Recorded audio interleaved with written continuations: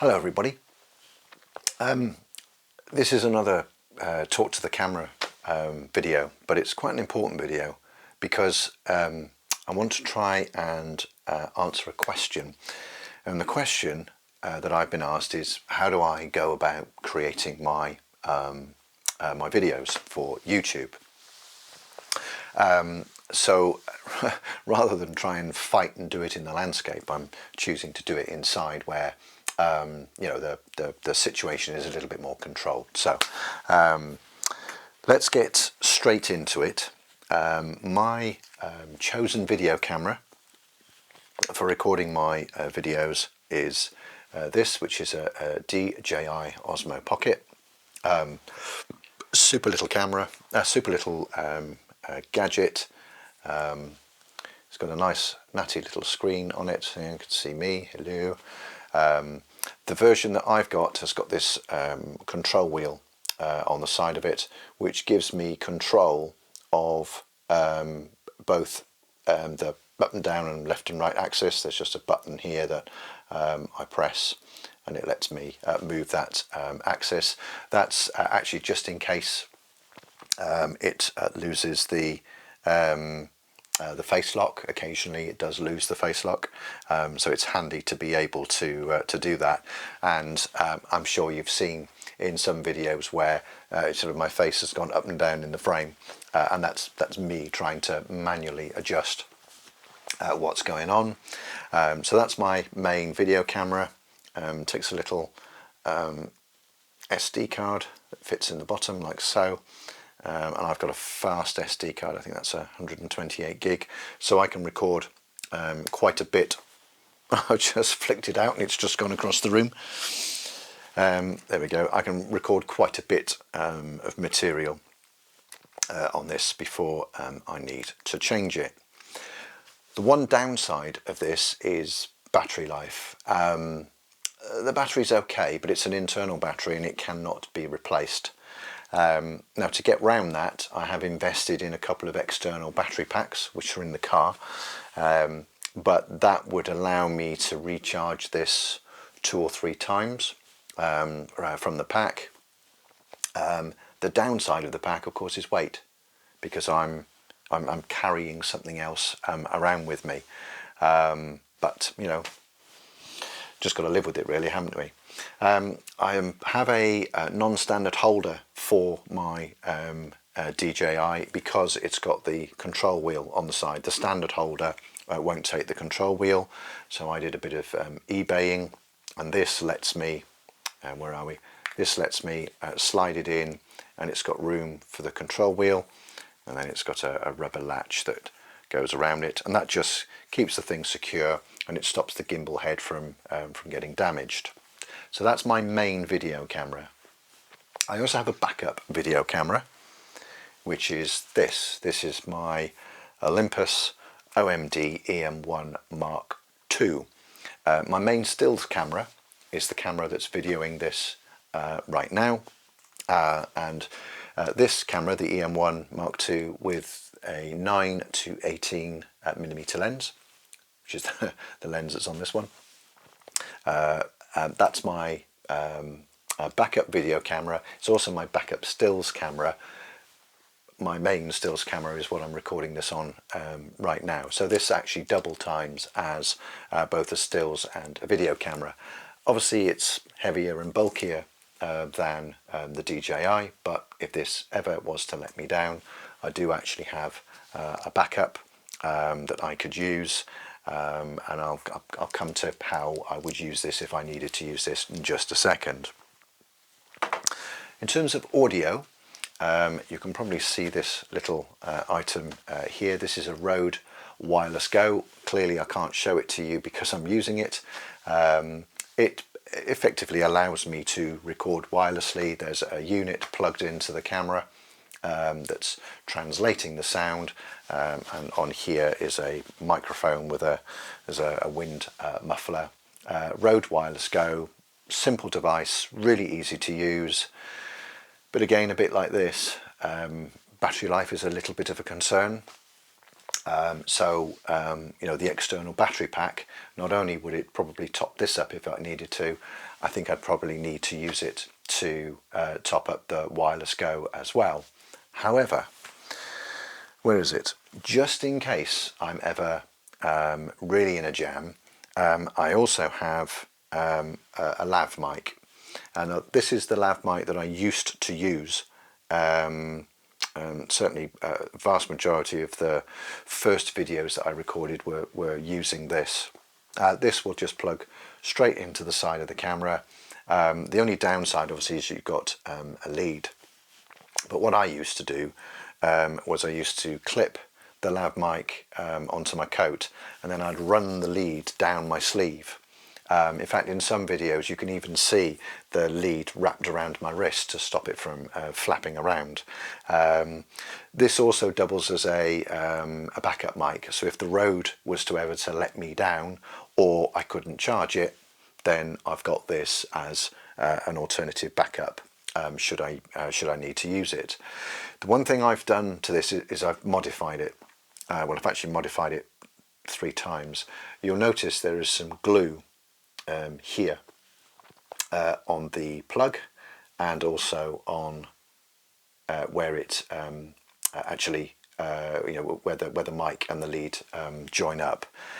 I've had at least 2 or 3 mics where this piece here or this piece here has given way, and all I've done is put a blob of quick dry Araldite and sort of, you know, rocked it back and forth until it's gone.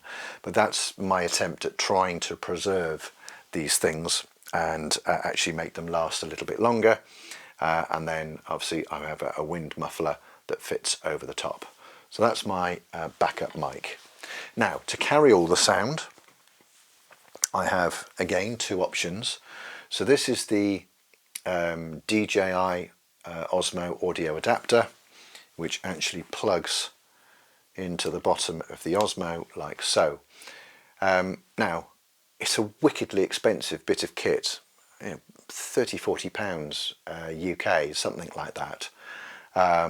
Prior to using one of these, I think I got this for Christmas or something from my wife or my children, what I actually had was the GoPro version of the audio adapter. So I also have a GoPro Hero 7, which I don't use very often, but this is the audio adapter for it. So there's a mic jack there, and it's a USB-C, plugs into the bottom, and then I could plug the Lav Mic in, which is what I was using at the time, and that would give me audio. However, if you want to play with the audio functions inside this device, you have to use the DJI adapter. When you use anything else, an OEM or this GoPro one, you don't get that flexibility. So there are all sorts of weird and wonderful options in here relating to video and audio, but you don't get the audio options unless you use their proprietary adapter. And what I've got is I have this one, which is my main one. This is the one that I would use all the time. However, if I, heaven forbid, lose it or it decides to malfunction, I've also got my GoPro one, which I can just plug in the bottom and, you know, just carry on doing what I need to do. So that's audio. If you are enjoying this video and would like to support my channel, then please click on the thumbs up icon indicated here. To be notified when I upload new content, which will be every 2 weeks, then please consider subscribing. It's free and you can unsubscribe at any time. As well as subscribing, click on the bell icon and select all in order to get these notifications. All updates for new videos appear here on the top right hand side of your YouTube homepage. Holding the DJI. So I have 2 options. I have this little natty device by a company called Ulanzi. What it's actually designed to do is hold the DJI, the Osmo here, and then you have a mobile phone in this holder right here. And that's so you can see the larger screen. But It just so happens that if I put the receiver for the Rode Wireless Go in here and do it up, it just about holds it in place, which means I just take the Osmo out, I can slide the Osmo in, and then I can have the Rode Wireless Go slave receiver, call it what you will, in here, and then the lead will come underneath, plug into the audio adapter, and that's it. We're ready to rock and roll. Clearly I can't show it to you because I'm actually using the Wireless Go right now. Now, I can actually hold this as it is in my hand. I can still access the control wheel if I choose, but what I tend to do, just undo it, is I've got a little Joby Gorillapod which just screws into the bottom of the Ulanzi holder, and then you can just, you know, hold it like if you're doing a selfie or whatever. That will just let you do that, and you know, I can hold it at arm's length and you know, use it quite comfortably. Now that's great when I'm recording audio and, you know, doing stuff to camera. But if I just wanted to do, say, a time lapse, something like that, then again I had a hunt around on, I think it was eBay I got these from. These simple little holders with a clamp on the bottom, and let me just get the Osmo out again, and all it does is it fits in the clamp like so, and then you can tighten it up if you wish, and then that's just a standard thread on the bottom. So if I get my Gorillapod, I can then, you know, stick it on a rock or wherever, do a time lapse. I can use the screen on the Osmo to, you know, obviously see what's going on, and I can just leave that and, you know, let it do a time lapse whilst I'm doing what I want to do. Now there are some times when I actually want to have this on a proper tripod. So a good example of that would be if this was facing the back of the camera and I was trying to demonstrate something on the back of the camera. So in order for me to do that, I've got another one of these little clamps, but this time it's fitted to an Arca Swiss bracket, and it's exactly the same principle. I just slide it in the holder and, you know, stick the tripod plate on the tripod, and you're ready to rock and roll, and that will then hold it nice and still. So I've got plenty of options to do that, and that's effectively it. Oh no, it isn't. No, it isn't. There is one more thing. Software. I use Windows Movie Maker in order to put my videos together. Now I know that YouTube pros are probably going to go, oh my goodness me, why do you use something so basic and simple? But it's the reason why I use it. It's basic and it's simple. I can import clips, I can edit clips, I can add sound, I can add pictures, I can add text. There's a bewildering a list of transition effects. I don't really use any of them. I maybe use the fade in and fade out every once in a while. You can adjust volume levels. The only thing you can't do is do that sort of audio overlay where somebody's recorded some B-roll and then they're actually, you know, demonstrating thing, and the B-roll, the narration over the B-roll is over the top of the demonstration. I can't do that. But to be perfectly honest with you, the level that I'm at and the things that I want to do with my YouTube channel, I don't ever feel that I need to. It's simple, straightforward, and I know it so well that I can, you know, bash out a video in, well, I was going to say next to no time. That's not strictly true, but I can, you know, as long as I've recorded the material well enough and to a good enough quality, I can whack out a video pretty quick, and and I have like, you know, the beginning and end cards and music and all the rest. I've got all of that stored away, so that literally I just import the clips into a folder, the start card and end card, you know, the picture that you see at the beginning and the end of there, the music's there, the text is already in a text file, and it's just so simple and so straightforward, and that's why I choose to use it. So Windows Movie Maker, I have a paid license. It didn't cost me very much, about 20 quid, something like that, and it just does the job for me. I know that there are others that are just as simple and straightforward, and it's a personal choice. There is one more thing to just cover, and that's all of this gear on my bag. Now I'm just going to put it all away whilst I talk to you. So what I've tried to do is keep everything, and it's one of the advantages of the DJI actually, it's so small and compact that, you know, you don't need to almost have another bag to carry it in. And I was really keen, certainly in the early days, to make sure that, you know, I didn't have you know, huge amounts of video kit to complement the stills kit. In fact, in my early days, I had an Olympus OMD EM5, and that was both my video camera and my stills camera. Again, it was just try and keep the weight down. But what I've managed to do is find, and I'm just trying to desperately put it all away in here.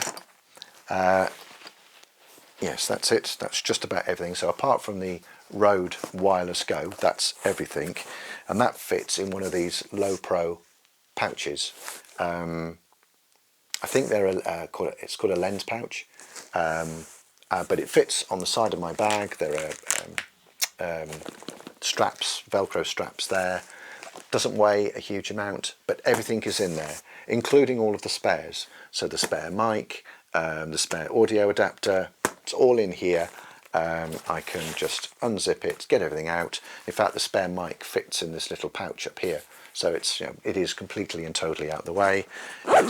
It zips up, it's padded, it's pretty much waterproof, so even when it's throwing it down with rain, it does protect everything, and the rain cover on the bag will just about reach over this as well. So even if extremes of weather, it actually does okay. So that's what I use to carry all of my video gear in. Neat, compact, simple, straightforward, just like me, and a personal choice. But anyway, that's how I go about recording and creating my my videos. I will say that the audio options, they're a personal choice. I know the preferred way is to record the audio on a separate device and then merge the two together. I'm lazy. I just can't be bothered doing that. And to be perfectly honest with you, with the kit that I've got, the audio quality that I get is more than sufficient for what I want to do. Again, all right, guys, it's a personal choice. So there we go. That's my question, or that question answered. For those of you that are interested in that sort of thing, I hope it satisfies and provides an answer. I will try and leave links to everything that you've just seen in the description below. For eBay, the eBay items, that might prove to be a challenge, but I'll give it a go, even if I just put the description as opposed to a link. Obviously, if I can find it on Amazon, then I'll put the Amazon link. So that's it, guys. Thank you very much for watching.